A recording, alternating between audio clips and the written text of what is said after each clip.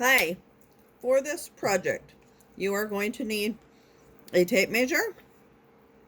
This is centimeters, and this is inches.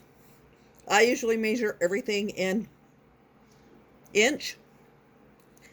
Um, so you'll need a tape measure, a K-size crochet hook, scissors, and the yarn. I have 3 different colors of yarn here. And then the video to follow along. So I hope you guys enjoy this tutorial. It's going to be on different squares for a blanket, and it'll be called the Heritage Blanket. So I hope you enjoy this.